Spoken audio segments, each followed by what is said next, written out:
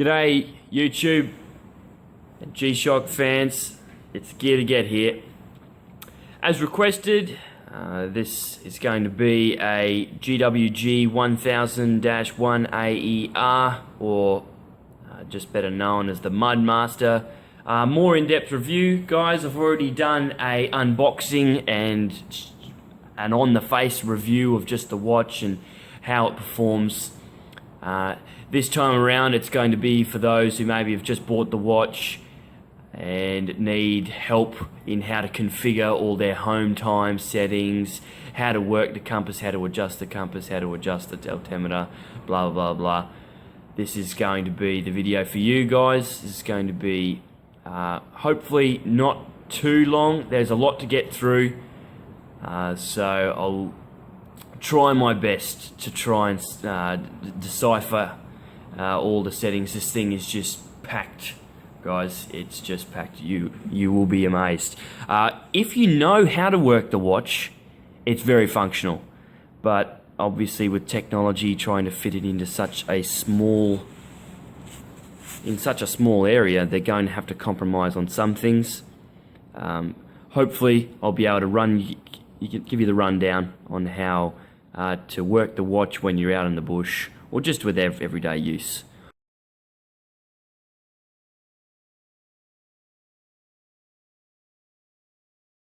Alright, first of all, when you unbox your watch, you're most likely going to say to yourself, now, how can I get the watch to be showing my time? I'll just strap this back so it's easy for me to hold.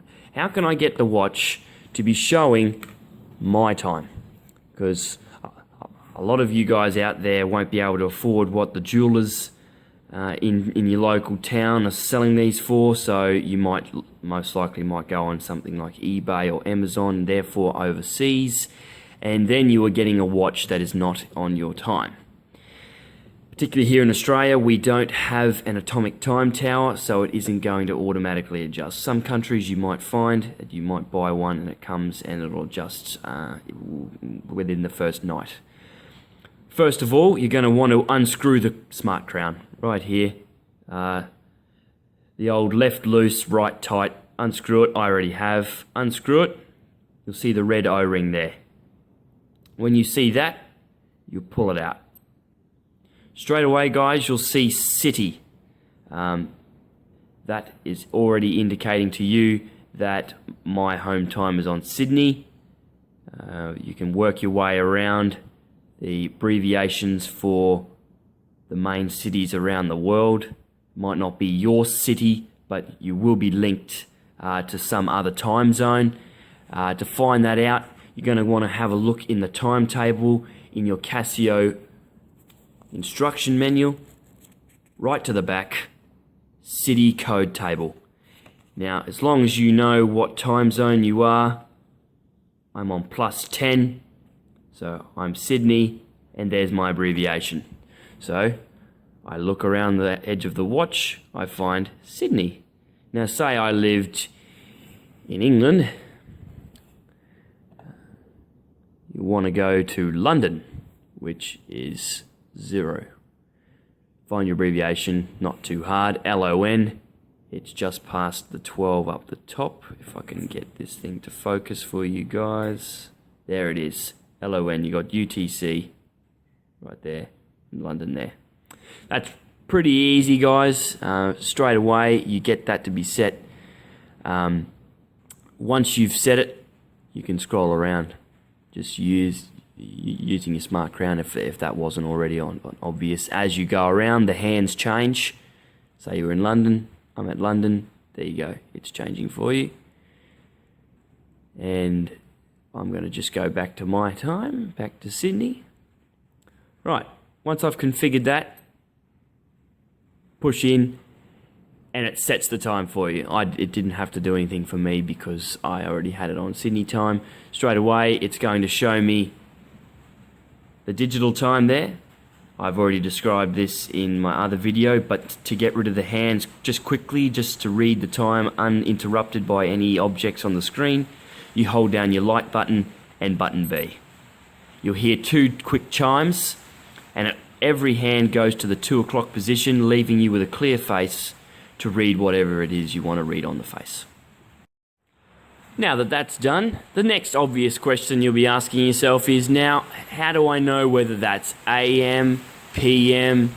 What if it's wrong? What if it's not displaying the right time? What if it's summertime and you want your DST? We'll go through that right now. Back to your home time, you can see you're in home time. Pull out your smart crown again in the home time. You'll see your city again, you've already handled that. First, we'll go through some things. With button B, you'll press B. Straight away you'll see DST. DST is off. Now, depending on what time of the year, if that's showing 1 hour off, well, that obviously means you'll want to put your DST on. Obviously, it's winter time here in Australia, so I don't need my daylight saving time on. So, DST's handled. A few other things here, whether you want to hear a note, so every time you press a button to hear a sound like a chime, you can switch that on and off. We got our auto illumination, so when it's on your wrist, every time you turn it back towards your face to read the time, the sensor in the watch notices that and your light comes on.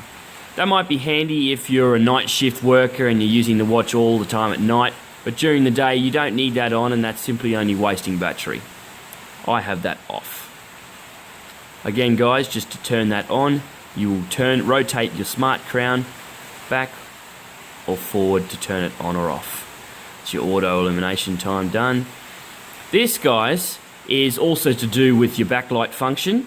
I have the setting on 3. It's either 1 or 3. If you have it on 3, the illumination will last 3 seconds. I like a bit longer time to read because you have it on 1. It's actually 1.5 seconds, which I don't find is long enough. But that's just me. If you want to save some battery power or whatever, well then you'd have that on 1. I have it on 3 because I like to be able to have some time to read the display at night time when I hit the illumination button right here.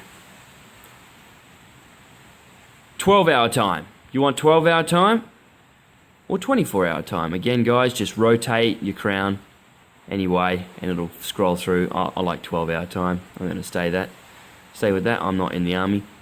And lastly, power saving mode. I have that on off, but say you knew you were going to enter a dark place. If you're a miner, you're always down in the dark for long periods of time.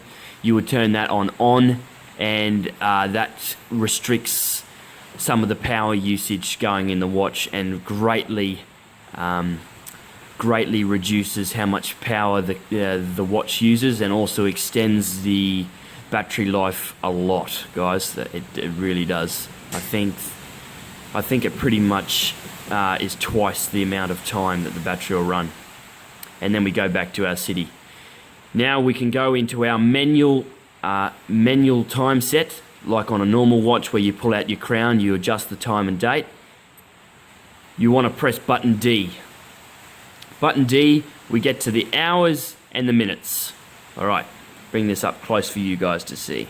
Now you want it to focus. Right. By twisting your crown, I am adjusting the minutes.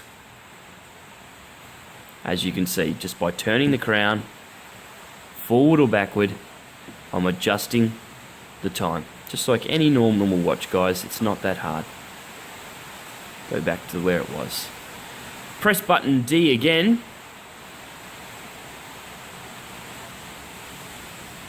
Sorry, not button D, guys. Excuse me for that. Press button B again, and we'll scroll through these extra set of modes. Now we set our hour. By using your smart crown again, it moves through the hours. Now it goes to 1, 12. It was back at 11, so we'll leave it at 11. Go back one more. Back to 11. That's hour. Now, obviously, being 2016, I don't want to adjust that, but if you wanted to, scroll down, up and down, to set it on what you want. Next, you've got your Next you've got the month and the day. To adjust, to go through to that,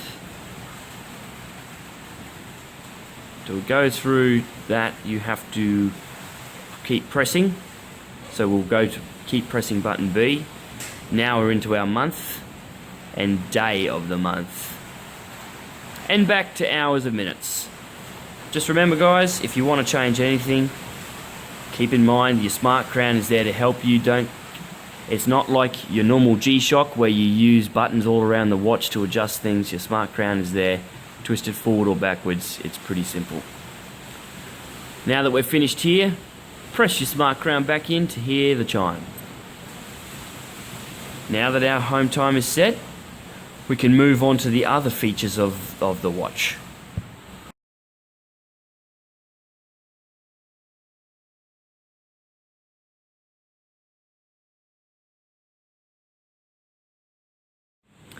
Onto the compass now guys. Just for demonstration, I'm leaving my smart crown out because I'll be constantly using it to demonstrate to you guys how to adjust settings in every mode, but it's preferable that you don't leave that out. Once you are finished, push and screw back in. Right tight, remember guys, all the way, keep screwing until it goes tight, like that. But for demonstration purposes throughout this video, I am going to leave the smart crown unscrewed. Right, on to the next function. We've just handled home time. Now that that's all set, we're going to be wanting to work out how our triple sensor works, which will be your compass, altimeter, barometer, and temperature. Alright, first of all, we'll go to button C, which is compass. Hit compass guys, this is pretty easy. You hit this, 12 is your pointer, so on your wrist, you'll have it as your pointer. You point the 12 to wherever you want, and then that will give you a 360 reading, 360 degree reading. Remember guys, for an accurate reading, keep the watch on your wrist horizontal, and that will give you the most accurate reading. Now, there's not too many things you can adjust in the compass mode. You can recalibrate the compass. I wouldn't go about doing any of that sort of thing unless you are pretty confident in having a good idea of your directions of the area. The way you would do that is you pull out the crown in the compass mode. You find yourself a straight line. I haven't got anything in front of me at the moment, but you would have a straight line. You put your watch horizontal on this bench, for instance, and you would press C. C then takes a reading of straight in front of you. That'll take a few seconds, and then the display will tell you to turn the watch around 180 degrees exactly. Guys, this has to be exact, otherwise the compass reading will not be reading correctly. Hence the reason I would encourage you to know what you're doing before you do any of that. Turn around 180, you'll press the button C again, and then it'll take another exact reading, and then it'll recalibrate your compass for you. I'm not going to do that. I don't think I need to. My compass is pretty accurate the way it is. To exit again, you just push the smart crown in and it resets what you've just changed. Wait for the hands to go back, and then you can start retaking compass readings. Once you're finished with your compass, obviously you press button D and it takes you back to the home time as it just said. Moving on to one of the most technical parts of the watch, in my opinion, the altimeter.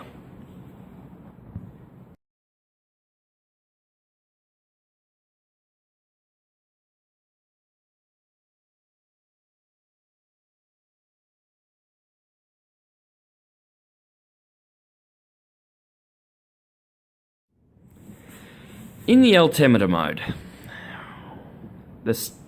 change the settings in the altimeter mode. You'll pull the crown out again. Straight away, you'll see the meters changing. Now, I might have explained in my other video that is very simple. Just pull out and you can twist to change. Now, this might be a good time to explain how the smart crown works. You don't have to go in, particularly with altimeter readings. Once you've been on a hike up a big mountain, it takes a while for your watch to adjust. And if it hasn't, you can readjust it back to what it should be. Now, this can be out by 100 meters or so. So hence, G-Shock have implemented a faster way of moving in increments. So instead of just spinning 1, 2, 3, you can spin the dial forwards or backwards depending on which way you want to go. 3 quick turns and it'll start jumping fast. For example, 3 quick turns. Here we go. We'll see if I can do it. 3 quick turns. It's very difficult. There we go. Away it goes. That's the first speed. Now you're saying, well, I've got to get a fair way further than that. Well, let's go another 3 and it'll jump up faster. And away it goes. Faster again. Straight away to stop. Say you want 250, bang, stop. Twist the dial straight in the opposite direction and you're at 250. Now I want to go back to 79 meters, which is what we are here. So I'll turn my dial in the opposite direction. 3 quick clicks. Away it goes. Do it again. Another 3 and it's moving faster. I'll wait for that to go back down to 79.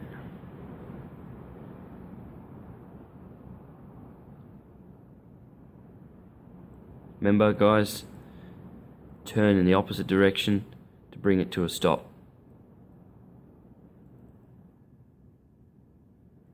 Oop. A little bit right there.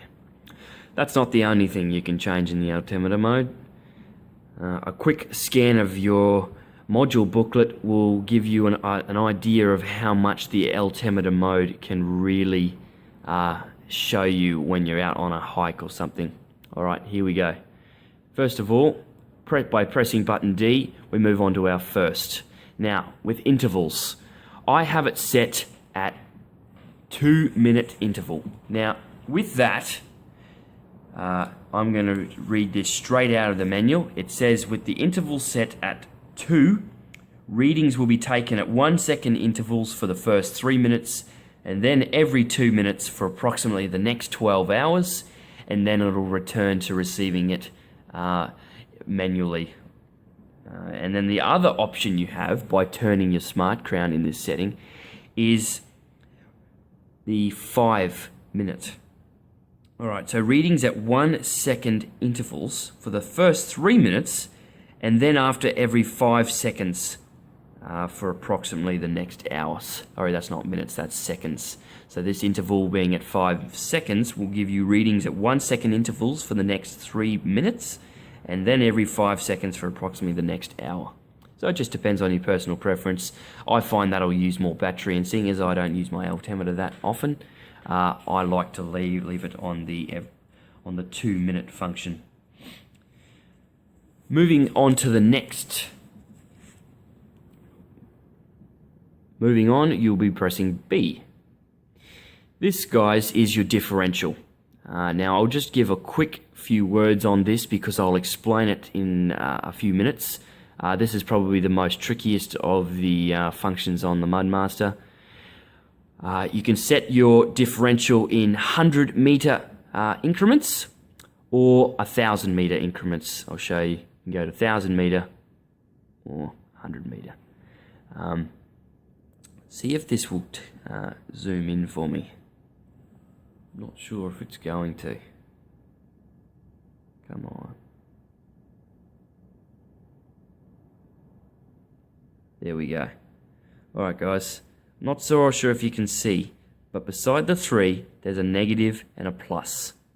Now, to read your differential, you have to give a ground reading before you start on your hike. So say you're at the bottom of the mountain, there's a plaque there saying that you're at whatever you are at above sea level. Then you would give that a differential reading, and then throughout your hike, obviously if it's a mountain, you will be going up. It will show you +1, +2, +3, +4, 5, 6, 7, 8, and 9. Goes up to 9, and then anything over, it won't read. So I've got it set at 900, so, 100 increments. So if it's 1, that would mean 100, sorry.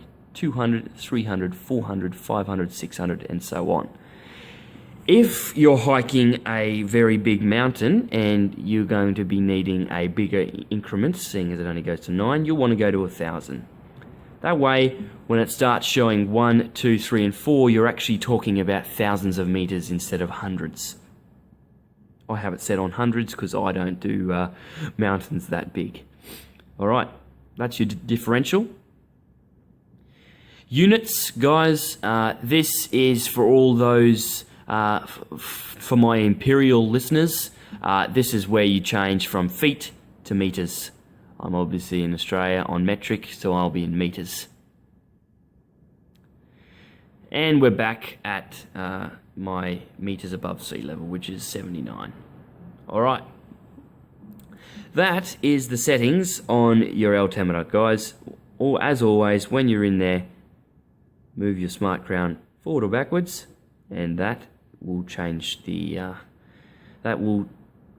this setting for you. Alright, pressing in, and then straight away you'll notice that it's set your modifications to that setting in place.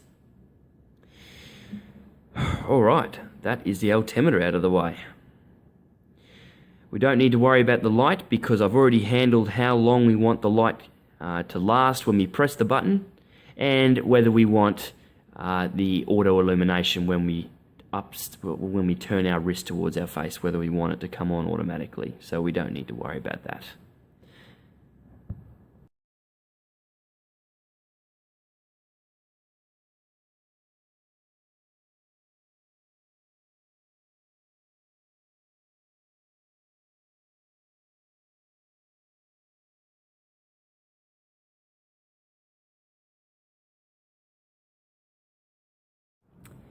Moving on, guys. Moving around to button B. Guys, this is where most of the functions on the watch is stored. I'll just quickly go through them. You've got barometer temperature, recall, stopwatch, timer, alarm, world time, and your record, your atomic time receive, and then back to home time. There's 8 of those different functions when you scroll through button B.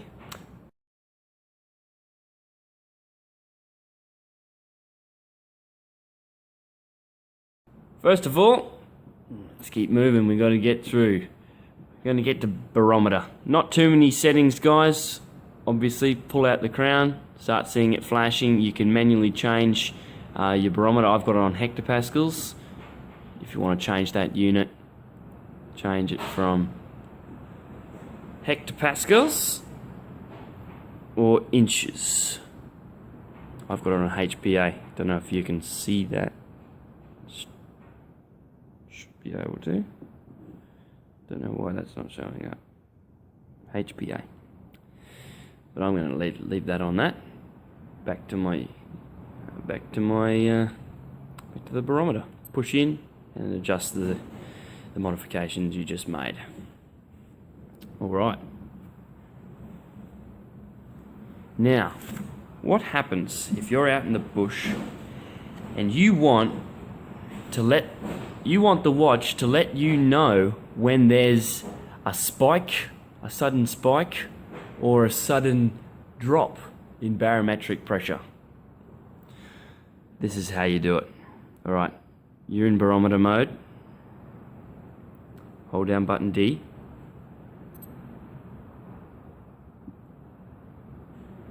And you can have that off. As I hold that down, you're going to turn it on. It's saying on, that means you're turning it on. You can see the little barrow symbol appear. What that will do for you guys is when you're walking around and there's a sudden drop in your barometric pressure or a sudden spike, that will chime and it will show an arrow pointing up, down, or something else. What I'm going to do is I'm going to put the watch aside for a second, and I'm going to show you guys the graph of 4 symbols it'll show you that will help you in determining. Alright, so here's the table in the instruction manual. We're on page 73 of the English section. I don't read any other languages. Alright, so an arrow pointing down, as you will see, means sudden fall in pressure. Arrow pointing up, sudden rise in pressure. An arrow that was going up and is just starting to turn around and point down is self-explanatory. Sustained, if it would focus, sustained rise in pressure, changing to a fall, and it's the same in the opposite direction. Sustained fall in pressure, changing to a rise. That would be something you don't have to worry about if those last 2 symbols popped up. You would just notice it. You take that into account. It's the first 2 with the sudden drop or sudden fall that I suppose would get you a little bit interested. Remembering, guys, this thing is pretty accurate, and you can plan a weekend's activities using the watch's barometer. It is pretty accurate. For instance, you see my graph there. I'm going to get this as close as possible for you guys to see. There's my graph. That's your barometer graph. Each one of those little cubes you see there, guys, is a block of 2 hours. Now, it's 20 past 11 in the morning. Finally, I got a day off. Look at the little block. I can't show you with my finger because it's too big. The little block displays 2 hours. So go back 2 hours, we're at 9. Go back 2 more hours and we're at 7 o'clock. Now you can see on the graph that the blocks are dropping. Go back 2 more hours and we're at 5 o'clock. 3 o'clock. In between 3 o'clock and 7 o'clock, there was quite a big drop in barometric pressure. As you can see, that has dropped. Now, if you're going hiking and you're wondering, well, how on earth now am I going to be able to tell how much it's dropped and when to start worrying? This is where the barometric differential pointer comes into play. Now, at the moment, that pointer, if I could get it to focus, that pointer there is pointing to +1. Now, on the hectopascals, it says here in the instruction manual that you can only have it can only go up in hectopascals via 5, if I can remember correctly. I've got it in front of me here. It seems that it'll go up in 1 HPA, guys. I don't know what that is in inches. I'm not sure what that is. But it's saying that it will go up by 1. Now, in your differential display, you have plus, get it up nice and close, Keith, +1, +2, +3, +4, +5, the same thing as we had with the altimeter. That is showing you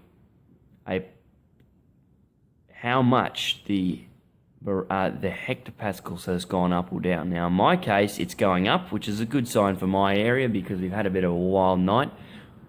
We had a storm last night that dropped a fair bit of rain. So that indicating to me that it's going up is a good sign, weather-wise. Now, if that arrow was down into the negatives, that will then be displaying to you that the barometer is dropping. It's pretty simple, guys. You can either have it showing seconds or the differential display. You just press D and it'll go back to displaying seconds. Press D and it'll go to displaying your differential display. I think it's pretty cool showing the differential display, but you can have it the way you want. I think that pretty much wraps up the barometric. For all you guys who are, are outdoors people just like me, I wanted to get my settings for the barometric exactly right, so that was one of the first things I did when I got the watch, and I imagine that would be the same thing for you guys as well. I think that pretty much handles the barometric side of things. You can also calibrate the barometric pressure sensor, and to do that you will press B to get into the barometer mode, pull out the crown like we have been doing, pull out the crown, rotate the crown to adjust the barometric pressure value. To calibrate unit is 1 HPA. To return the currently flashing value to its initial factory default setting, press A and C at the same time.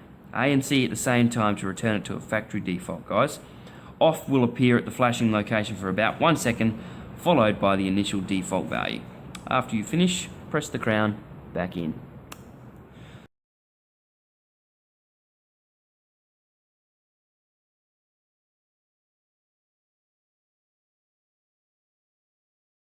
This, guys, I would have to say, unfortunately, is the most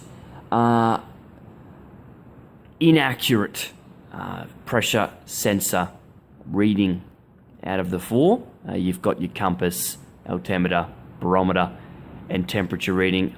In my opinion, it's got to be the most inaccurate, mostly because it's on your wrist. And then when you want to go take a proper temperature reading, you've got to take that off your wrist, and then they recommend it to be strapped to a backpack or something, and it could take up to an hour for the sensor to adjust to the different, it's to the normal temperature. Because when it's on your wrist, say what the GA100 is doing right now, it's reading that nice, lovely little temperature right underneath your wrist, right underneath the watch on your wrist, which is pretty useless when you go and try and read a temperature reading. So I find when I go when I go hiking, I strap it onto my jacket or my backpack as soon as I go, somewhere where I can access it and scroll through the settings so I can easily see what's going on, but also give it that time before I start to get a correct temperature reading. But anyway, we'll carry on and I'll show you how it works. With the temperature, I haven't adjusted it. I've had it off for quite a while now and it still hasn't adjusted, because I can guarantee you it's not 18.7 degrees. We're in southern Australia in the middle of winter, and I haven't seen a day even get past 14 this winter yet. So we know that that is wrong. That's been sitting under a light here, or whether the back of my hands have been around the sensors and it's mucking it up. That's why they recommend a free-flowing, where it can run through the air and it can read an accurate reading. Once it does do that, I have found that it's quite accurate. You're not going to want to rely on it with your life, but it is not too bad. As usual, guys, you want to adjust that temperature. Pull out your crown straight away, up or down, to get through the temperature. Again, press button B to select the unit. I'm not Fahrenheit, I'm Celsius, so I've got it on C. Back to your degrees. It's pretty simple, nothing too much there, guys. You might want to, as soon as you buy the watch, check that it's on Celsius. Depends on what country it's come from. So now that we've taken our temperature reading, it's now saying it's 19, but see, I've had my fingers on the watch, so hence the reason I say it's probably the most inaccurate of the two. You can also take a temperature sensor calibration in this setting as well. To calibrate the temperature sensor, again, I'm reading straight out of the instruction manual. Take a reading with another measurement device to determine the exact current temperature. Use B to enter the thermometer mode, as we already are. We're at 19.2 degrees by the looks of it. Pull out the crown, as we already have. This will cause the current temperature reading value to flash on the digital display. Rotate the crown to adjust the temperature value.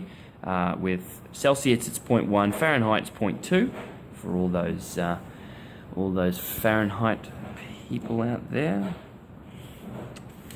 And then After that, we're on to step 4. Rotate the crown to return. It's currently flashing value. The initial factory default. Press A and C at the same time, just like the barometer. Off will appear, and after you've finished, push the ground back in, as we're about to do. Just done. All right. That pretty much wraps up the thermometer, guys.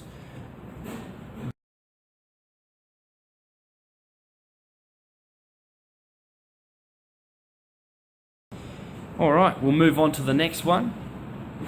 Next one after thermometer is recall mode. All right, this is going to be interesting. I'm going to zoom that in nice and close for us so I can read straight out of the book, and you guys can take that second hands out of the way. All right, now I'll explain each flashing one as it goes around. All right, so that's saying I took a reading the other day. I went up one of the mountains here in southern Australia. I took a reading there. It was 784 meters above sea level. I'll get rid of that again for you so you get very clear. And it was at 1:58 in the afternoon. Now, that is my altitude record. Use B to select the data recall mode shown on page 30. About 1 second after recall, use A and C to scroll through the screens for an area and display the one you want. All right. So say you've taken multiple readings over the time, just use A and C. So that was the date, the 4th of the 8th. Now I can't read a thing. That was not too long ago. When my altimeter was reading completely wrong, I decided to just quickly take a snap of that so I can see where it was. I don't know why it was reading up the wall there. That was completely wrong. That was on the 6th of the 7th. What were we there? That was on another day I went up a mountain. I was at 856 meters above sea level. Moving on. That was the 11th of the 7th. And you can keep doing this, guys. You can keep going around. That was today. I just did a quick one just there before I started the video. That was at 77 meters. That was at 12 past 10, and it was 77 meters above sea level. Not too much to mention there, guys. Sorry, just that's pretty simple. You just scroll through the modes to see the one that you want to remember. I know a guy who worked on the Andes Mountains, and every day he'd take a reading of the places he'd been, and at the end of the day he could scroll through and see what the barometric pressure and everything was during that hike.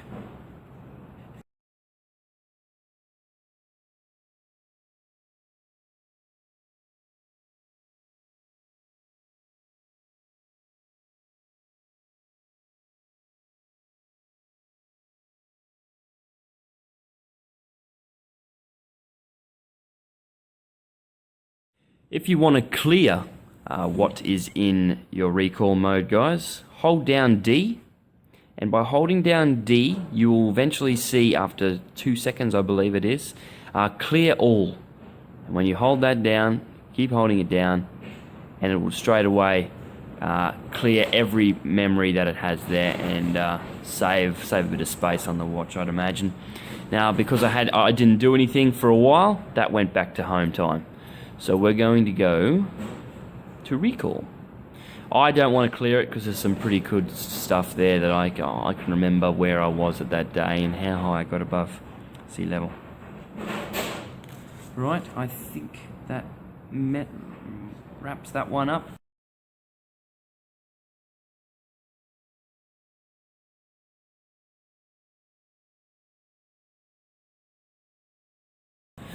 Stopwatch is the next one. Stopwatch, pretty simple. It's a 1/100th of a second stopwatch. Most G-Shocks are. You might find that the GA100s and alike, the ones like these that I've got on my wrist, 1/1000th of a second, which is pretty cool, but most G-Shocks are 1/100th of a second. Okay, so once you're in the stopwatch mode, to perform an elapsed time operation. Alright, so we're going to press start. So start is A. I'm going to scroll back out for you guys. Just hang on a second for me. Alright, so we're going to zoom back out. Bring the watch back. Alright, and now we'll zoom back in. Alright, now to start the stopwatch, press A. Away it goes, performing a stopwatch. To press stop, to stop, you press A again. Now we have stopped.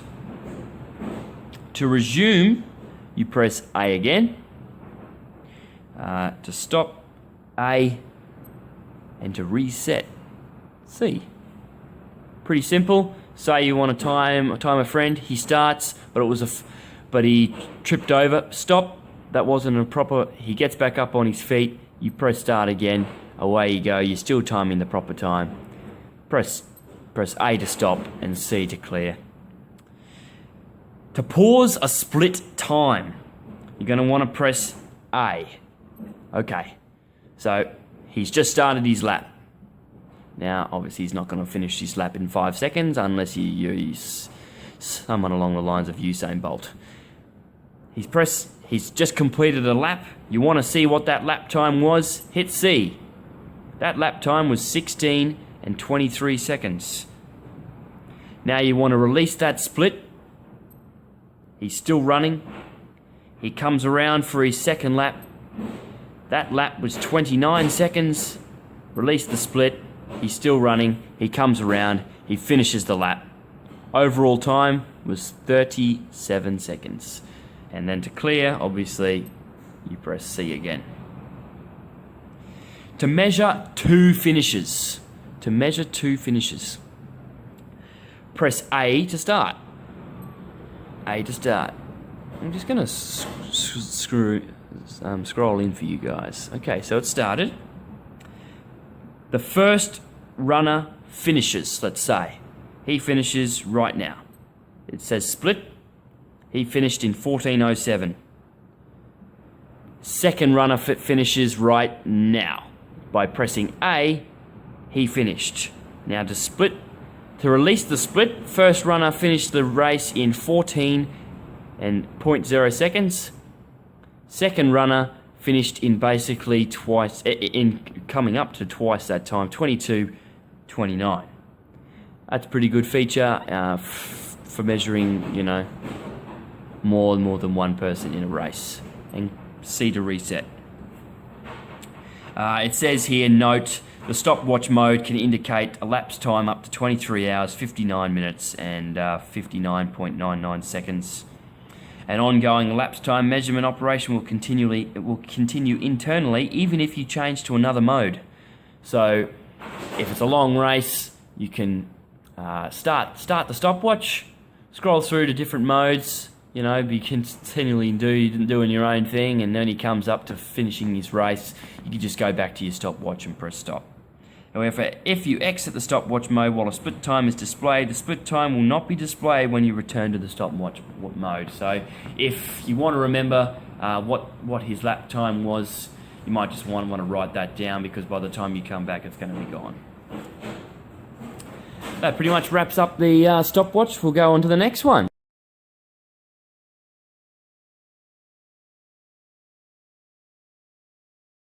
Next one will be timer, folks. Timer, by pressing the button B, enter the timer mode.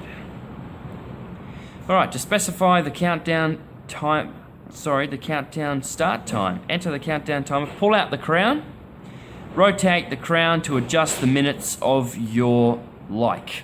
Alright, what we're going to do here is I've got it on 5 minutes. Say you've put a cake in the oven and it's got to be in there for half an hour. Use your crown, folks. spin it, remember? Oh, but it's going to take forever to get to half an hour. Well, that's when you do your quick 3 flicks. Quick 3 flicks. That didn't work, sorry, I'm failing at that. There we go. Away she goes. Whoop. Back to 30. 30 minutes. By pressing the crown, it's just applied the modification you did. Now, you've put your cake in the oven. You press A to start. Away it goes. A to stop. A to resume. And A to stop again. And C to clear and go back to what it was. Just to show you guys, I'm just going to show you what the alarm chime sound. Sorry, not the alarm. The timer chime sounds like. I'm just going to take that back to. I'm failing right now. It doesn't want to. It doesn't want to do a triple. I'm nearly at 1 anyway now. Sorry guys. There we go. Whoa, whoa, whoa. All right. Whoa. Now it's working all of a sudden. Isn't that funny how that worked in life? Okay, 1 minute. Alright, we'll press start on it.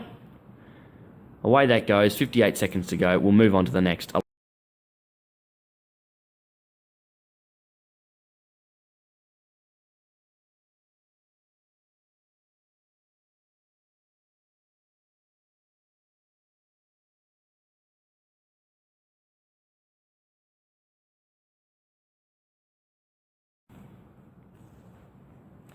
Using the alarm.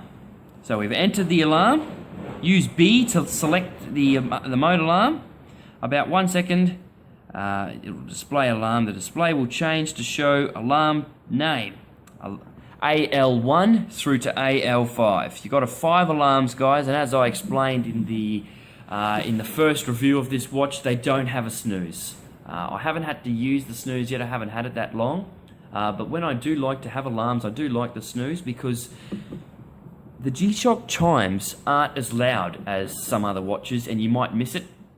They only run for 30 seconds. If you're a deep sleeper, you might miss it. So I put it on snooze. I generally find I wake up anyway, but you never know how whacked you are.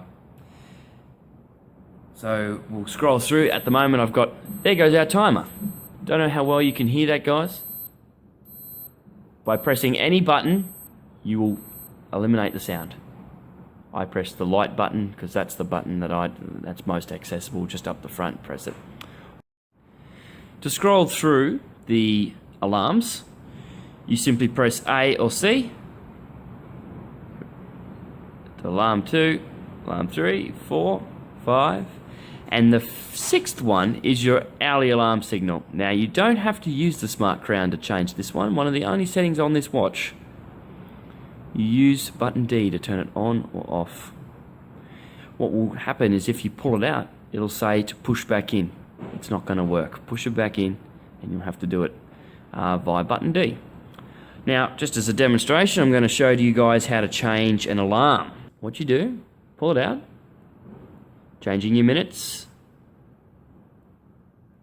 leave it at 6:30. I'm going to turn back, pressing button B, will change to your hours. Leave it at 6:30.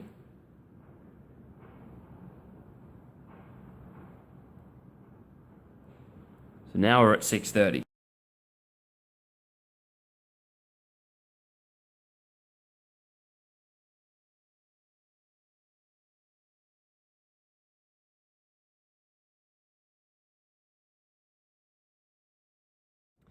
Next is world time.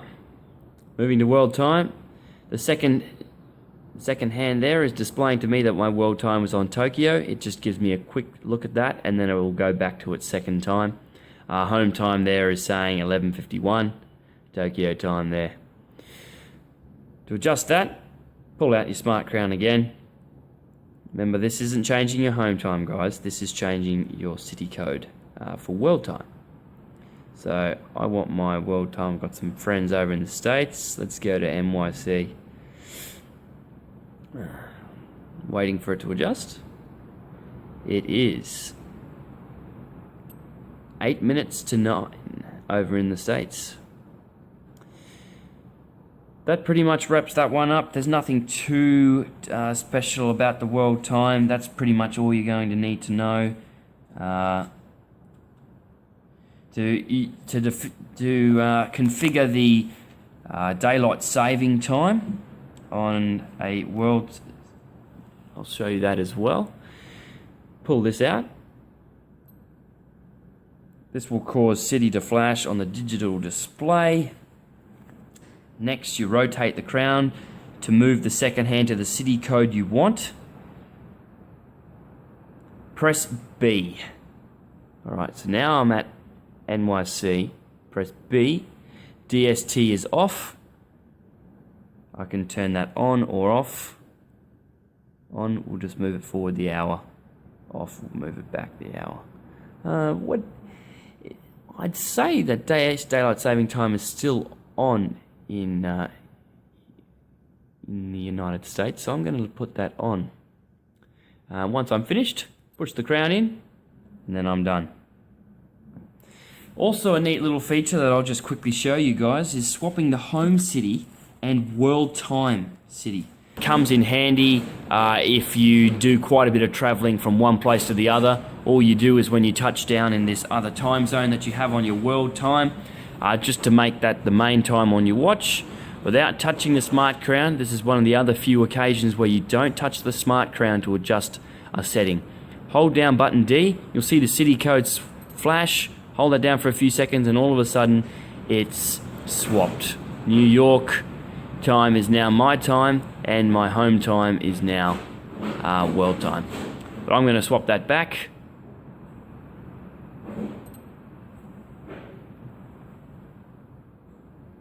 Remember, this can get confusing. You're saying, but hang on, it is 5 to 12, but I'm in the world time mode. Don't get confused by that. You're saying home time is 5 to 12 on the digital display. Keep that in mind the whole time.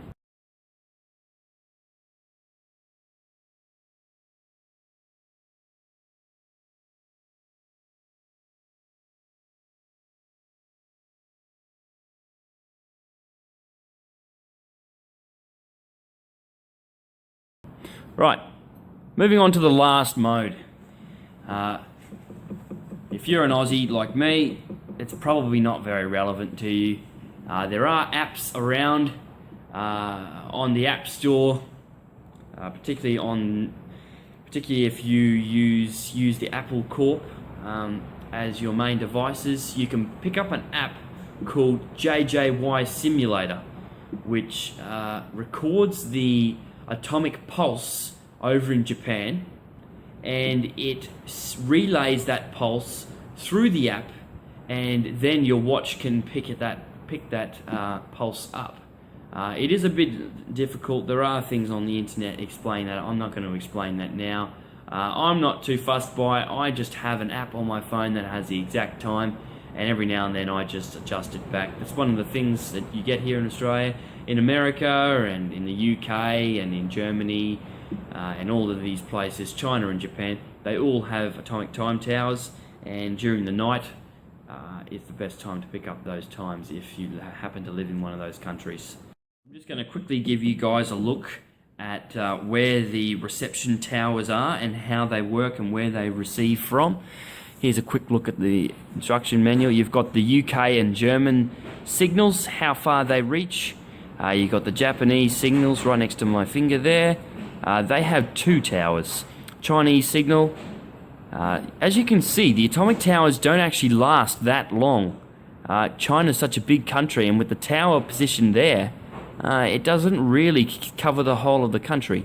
You've got the North American signal here as well. That's in Fort Collins in California. So, yeah. How to get ready to receive the atomic time signal, guys, if you live in a country that happens to have one of these towers. Confirm that the watch is in the timekeeping mode. Has to be in the timekeeping mode. The antenna for this watch to receive is at the 12 o'clock. So hidden under there somewhere, under the main frame of the watch, is the antenna. Position the watch with 12 o'clock facing towards a window, as shown in the nearby illustration, as we have right here, guys. facing out towards the window. You can see it facing out towards the window. But make sure there are no metal objects nearby. Just a few quick tips. Signal reception normally is better at night, guys. That's because the calibration signal bounces off the night sky, and it can only do that at night when the sky forms a thick layer for the rays to bounce up and down off. And it's been known for these rays to bounce over 1,000 kilometers, which is quite incredible. You can also perform a manual receive. As I said before, guys, to perform this manual receive, you'd have to have your home time set to the country that you're trying to receive the atomic signal from. And I'm not going to do that. That's a bit of mucking around. But just for display purposes, I can't do it because I haven't set my time. But if you hold down A for 2 seconds, it will show RC, which flashes. And then there'll be a signal level indicator, which will give you an idea of how much signal you're getting from the country that you're trying to receive the reception from. Now, I'm not going to change my home time. I have tried it. I can't receive it here in Southern Australia. I've heard rumours of people receiving the signal from Northern Australia only at night time, like I mentioned, but I don't think I can receive that from here.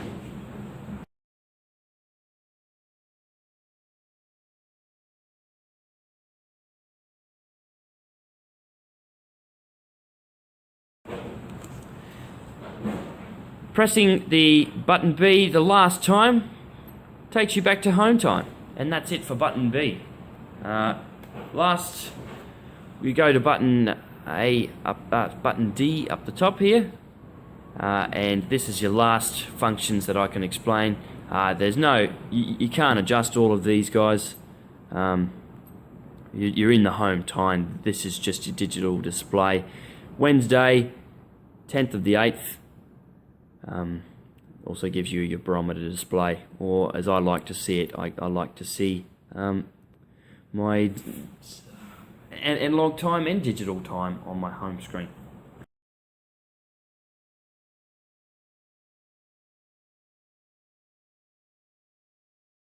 Alright guys, that wraps this review up.